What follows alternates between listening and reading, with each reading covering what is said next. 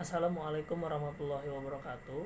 Perkenalkan, saya dari kelompok 4. Nama saya Dede Rianto. Saya sebagai analis. Dan sebelum kita masuk ke materi saya sebagai analis, saya akan menjelaskan analis itu seperti apa. Pengertian analis itu adalah aktivitas yang terdiri dari serangkaian kegiatan seperti mengurai, membedakan, atau memilah sesuatu yang dikelompokkan kembali menurut kriteria tertentu dan kemudian dicari kaitannya lalu ditafsirkan maknanya. Jadi itu adalah pengertian dari analis, teman-teman ya. Jadi ini adalah laporan analis, yaitu kelompok saya juga yang membuatnya juga ya. Kita kerja sama-sama. Jadi di sini adalah perancangan web, commencing dengan metode rapid application development RAD untuk produk fashion. Yaitu kita berjalan ke toko atau bisa dibilang kita ke toko baju ya teman-teman ya. Jadi di sini adalah pembuka di sini kita lihat dan kita baca di sini adalah pembukaan web e-commerce dengan metode rapid application development atau bisa dibilang RAD. Untuk produk fashion ini memiliki beberapa tahap. Berikut ini adalah tahap-tahap pengembangan aplikasi yang tiap-tiap fase pengembangan aplikasinya ya teman-teman. Jadi di sini poin pertamanya kita itu satu adalah tahap requirement analysis. Requirement analysis itu adalah di dalamnya adalah ada penggunaan dalam menganalisis, bertemu untuk mengidentifikasi tujuan-tujuan aplikasi atau sistem serta untuk mengidentifikasi syarat-syarat informasi yang ditimbulkan dari tujuan-tujuan tersebut ya teman-teman ya. Berdasarkan dengan pembuatan aplikasi web e-commerce pada produk fashion ini ya teman-teman ya. Terus kita akan ke menuju poin A-nya ya teman-teman. Pada tahap requirement ini analis yang pertama yaitu membuat kelompok yang dibentuk terdiri dari 4 orang ya teman-teman ya. Nih, jadi yang pertama itu Rani Apriliani itu Aprilia Putri itu dia sebagai manajer project ya teman-teman ya. Dan ini saya Dede Rianto itu sebagai analis, kemudian Raihan Adam Pratama di sini sebagai desain. Terus Anissa Tri Astuti adalah sebagai programmer ya teman-teman ya. Itu adalah pembagian tugas yang menyulitkan ya teman-teman ya. Kemudian kita ke bagian poin C nih ya teman-teman ya, pembuatan timing schedule ya. Pembuatan timing schedule itu bertujuan untuk agar pembuatan project dapat berjalan dengan selesai ya teman-teman. Dengan rencana berikut timingnya ya teman-teman. Kita lihat di sini ini dia teman-teman ya. Di sini yang tabel ini ya teman-teman. Di sini ini adalah namanya jadwal schedule kita untuk melaksanakan project ya teman-teman ya. Kemudian kita langsung saja ke poin D, observasi dan wawancara. Jadi kita langsung ke sana, tapi dengan keadaan yang seperti ini ya, dengan ya namanya maraknya dengan virus-virus COVID-19, jadi kita tidak dapat ke sana ya teman-teman. Jadi di sini kita baca saja poinnya. Pada observasi dan wawancara ini analis melakukan peran yang lebih besar ya teman-teman, di mana proyek dilakukan dengan melakukan observasi ke tempat yang dapat dengan aplikasi dengan tujuan aplikasi dapat digunakan sesuai dengan kebutuhannya teman-teman ya. Jadi ini adalah untuk pengguna ya teman-teman ya, penggunanya itu ya teman-teman. Jadi di sini juga ada sebuah pertanyaan ya teman-teman yang untuk yang punya toko gitu ya teman-teman ya. Jadi ini adalah pertanyaan yang kami lontarkan kepada pemilik toko teman-teman. Jadi ini pertanyaan pertama mungkin agak banyak, jadi saya ringkas saja ya teman-teman ya. Jadi saya milih poin-poin yang pentingnya aja ya teman-teman. Jadi di sini pertama itu adalah apakah kebutuhan pemakaian end atau user divisi penjualan telah dapat dipenuhi oleh sistem yang ada. Jadi di sini menjawabnya ya sebenarnya kebutuhan transaksi jual beli sudah cukup terpenuhi dengan sistem yang ada. Hanya saja sistem yang ada ini masih manual. Jadi dia harus tatap muka. Kan kalau sekarang kan eranya 4.0 ya teman-teman ya, jadi kita lewat online gitu ya teman-teman ya. Terus pertanyaan kedua, apakah data dari sistem bagian penjualan dapat diakses oleh bagian divisi yang lain? Terus dia menjawabnya itu dengan data penjualan dipegang sepenuhnya hanya oleh pemilik toko ya teman-teman ya.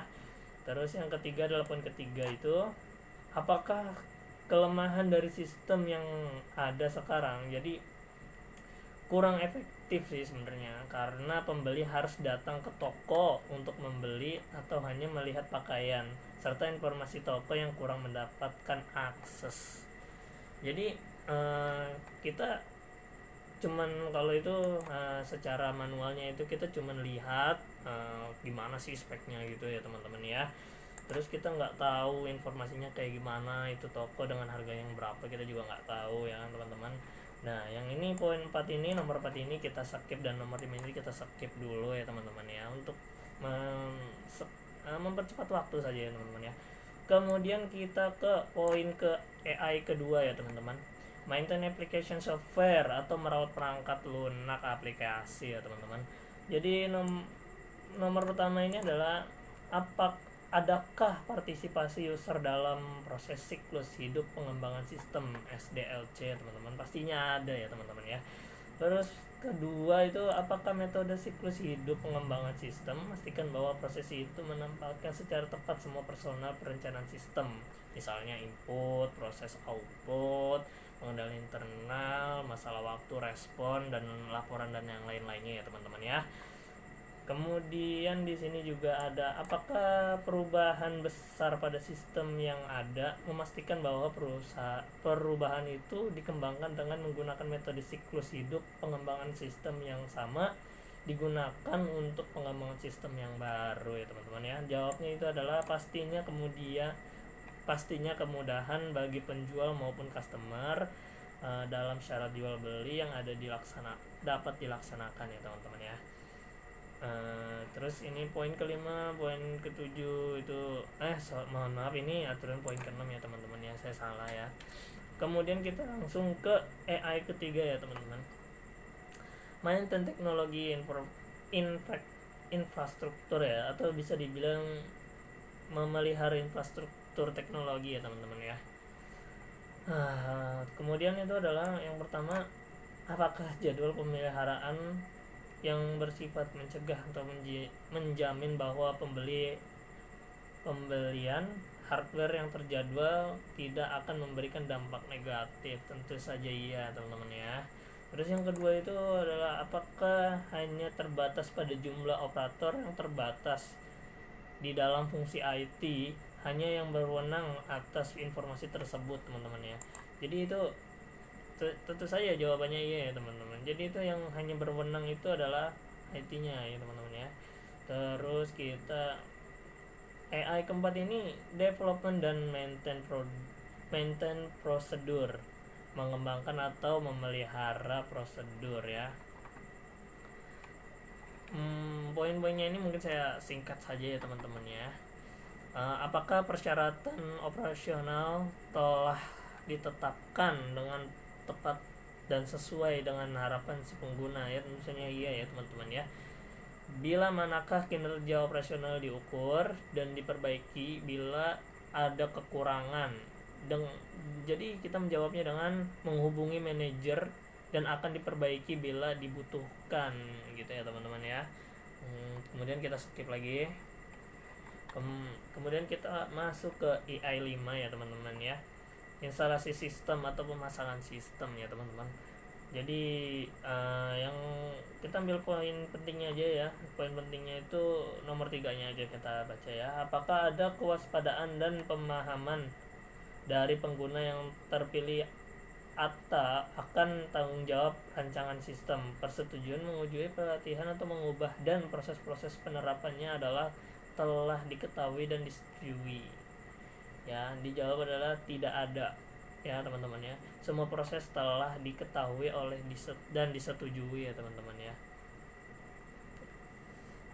Kemudian ke AI 6 adalah manage change atau kelola perubahan ya teman-teman ya. Kelola perubahan.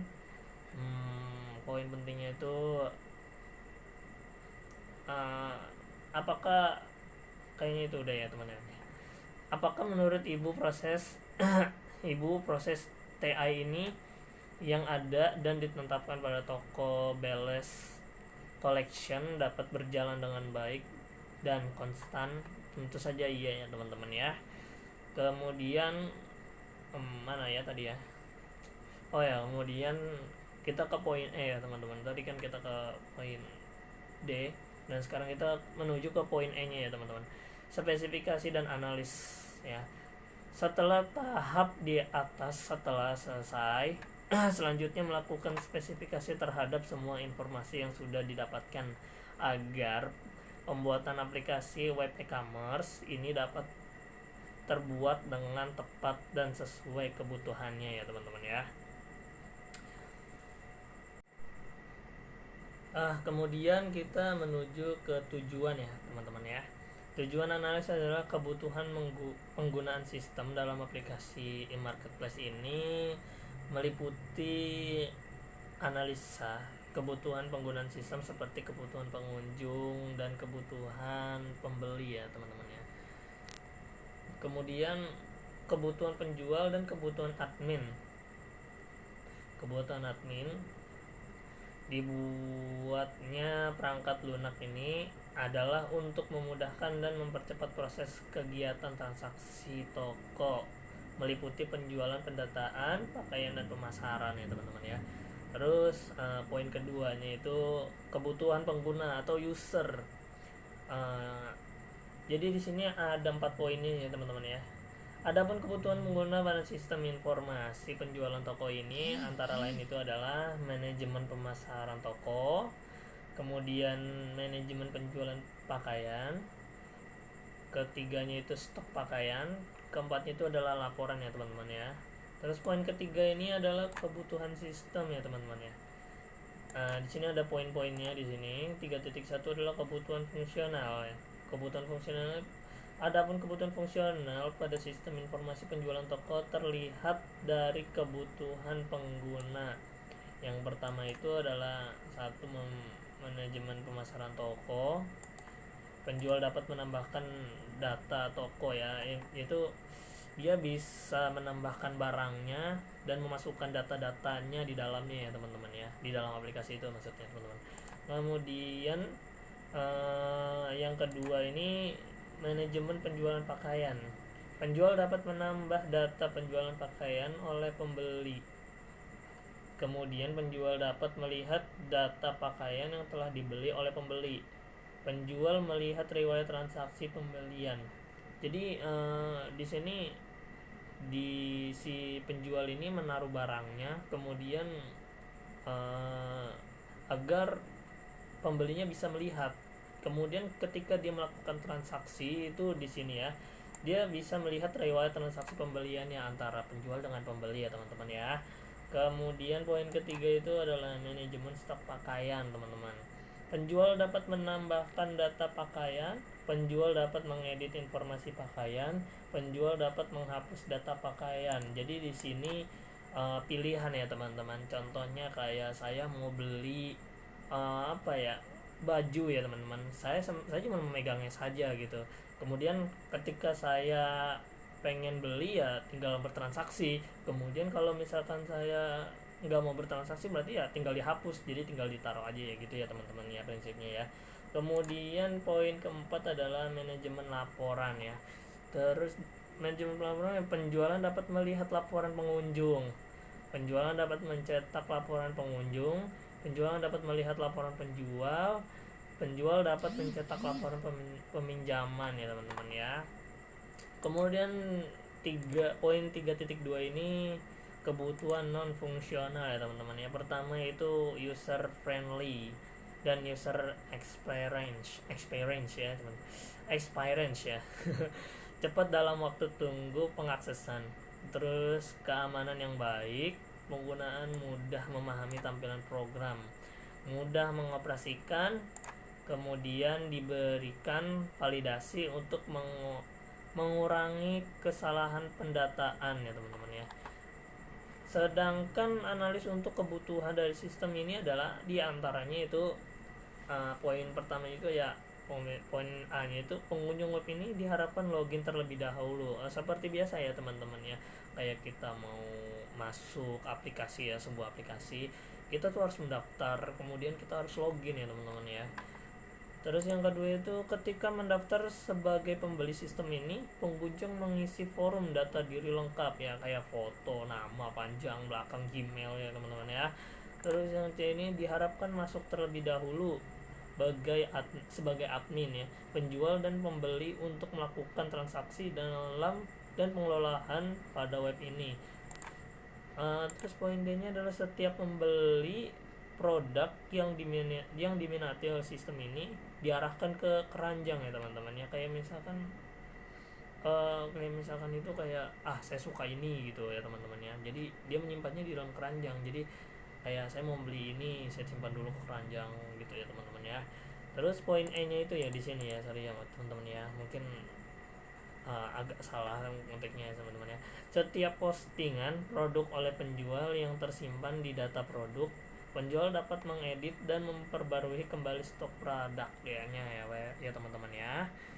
Kemudian di sini yang terakhir itu F-nya itu penjual bisa melihat data pengunjung web tokonya ya teman-teman ya. Mungkin hanya segitu saja ya teman-teman ya. Jika ada kesalahan kata atau membuat teman-teman tersinggung ya mohon maaf ya teman-teman ya. Saya hanya manusia biasa. Mungkin hanya segitu saja ya. Terima kasih. Wassalamualaikum warahmatullahi wabarakatuh.